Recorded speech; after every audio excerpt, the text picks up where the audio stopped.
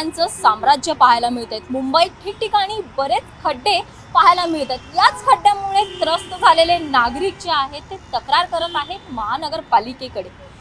आपण जर पाहिलं तर गेल्या वर्षीच्या तुलनेत या वर्षी याच तक्रारदारांचं प्रमाण देखील 8% वाढलेलं आहे। मुंबईतील उपनगरामध्ये याच खड्ड्यांचं प्रमाण जे आहे ते मोठ्या प्रमाणावर वाढलेलं आपल्याला पाहायला मिळतंय। आता मी आहे सांताक्रूज येथे। सांताक्रूज मधलं मेन जंक्शन या ठिकाणी आहे। याच मेन जंक्शन वरून बँड्राला जाण्याचा रस्ता आहे, वेस्टर्न एक्सप्रेसला जाण्याचा रस्ता आहे, तसंच याच ठिकाणाहून एअरपोर्टला देखील जाता येतं। त्यामुळे इथे बऱ्याच प्रमाणावर वाहतूक कोंडी देखील होत असते। परंतु ठिकठिकाणी रस्ते असल्यामुळे नागरिकांना याचा बराच त्रास देखील सहन करावा लागतो।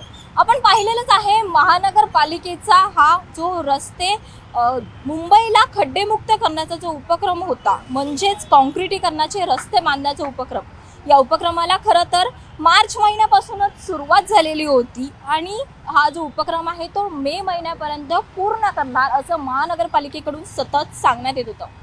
परंतु आपण पाहिलेला आहे हा उपक्रम मे महिना संपला तरीही पूर्ण झालेला नव्हता आणि त्यानंतर देखील महानगरपालिकेकडून सांगण्यात येत होतं की आम्ही हे जे खड्डे बुजवण्याचं काम आहे ते आम्ही नक्कीच करू।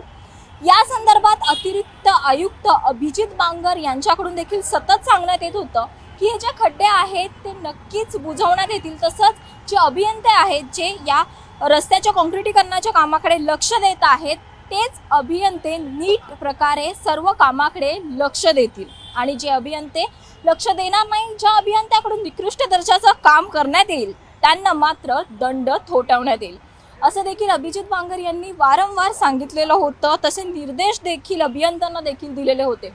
तसंच अभियंत्यांना असं देखील सांगितलेलं होतं की त्यांच्याकडून सरप्राईज व्हिजिट हे रस्ते काँक्रिटीकरणाचे काम सुरू असताना व्हावे।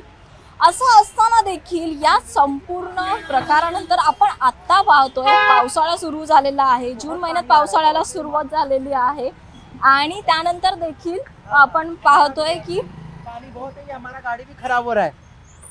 ये खड्डों की वजह से हमारा गाड़ी भी खराब होता है। दररोज तुम्ही इथून प्रवास करता का? काय त्रास होतो तुम्हाला? हाँ, त्रास तो होता है क्योंकि खड्डे की वजह से लोगों को आना जाना सबको भारी है और कोई रास्ते से जाएगा और हमारी गाड़ी से उन पे पानी भी आता है। महानगरपालिकेकडून बराच खर्च केला जातो तरी देखील हीच परिस्थिती आहे। हाँ वो भी कुछ बोल रहा है। आपण पाहतोय की इथे लोक जी आपली व्यथा मांडत आहेत त्यांच्याकडून हेच सांगण्यात येतंय की इतका खर्च केला जातो तरी देखील परिस्थिती मात्र काही सुधरत नाहीये। गेल्या अनेक वर्षांपासून या भागांमध्ये खरं तर मुंबईमध्ये बऱ्याच ठिकाणी खड्डे पाहायला मिळत आहेत। या खड्ड्यामधून नक्की कळत नाही या खड्ड्यांमध्ये रस्ता आहे की रस्त्यांमध्ये खड्डे, हा नक्कीच प्रश्न सर्वांनाच पडतोय। याच रस्त्यावरून बाईक स्वार असतील किंवा मोठी वाहनं देखील बसेस देखील याच खड्ड्यांमधून वाट काढत आपल्या निश्चित अशा ठिकाणी पोहोचण्यासाठी जात असतात। परंतु सर्व लोकांना याचा त्रास होतोय।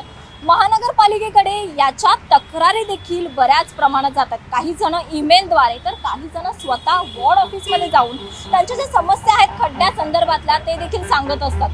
तरी देखील महानगरपालिकेकडून या खड्ड्यांवरती उपाययोजना मात्र करण्यात येत नाही। आपण मध्यंतरीच्या काळात पाहिलेलं होतं निकृष्ट दर्जाचं काम करण्यात येतं आणि त्यानंतर फुटपट्टी त्याच्याच काही प्रमाणावर थोडीशी उपाययोजना म्हणून आम्ही काम केल्याचं दाखवण्यासाठी हे जे अभियंते आहेत ते काम करून दाखवायचे। तरी देखील पुन्हा आपण परिस्थिती पाहतो की जैसे ते परिस्थिती आपल्याला पाहायला मिळते। या सर्व गोष्टींमुळे नक्कीच मुंबईकर मात्र त्रासलेला पाहायला मिळतोय। कारण गेल्या अनेक वर्षांपासून मुंबईकरांना यावर्षी तरी वाटलं होतं की यावर्षी तरी मुंबई ही खड्ड्यांविना मुंबई असेल, परंतु तसं काही होताना आपल्याला दिसत नाहीये। म्हणून याच खड्ड्यामुळे या खड्ड्यातून वाट काढत असताना मुंबईकर मात्र त्रस्त झालेला आपल्याला पाहायला मिळतोय। व्हिडिओ जर्नलिस्ट उमेश सह स्नेहा जाधव, न्यूज 18 लोकमत, सांताक्रूज।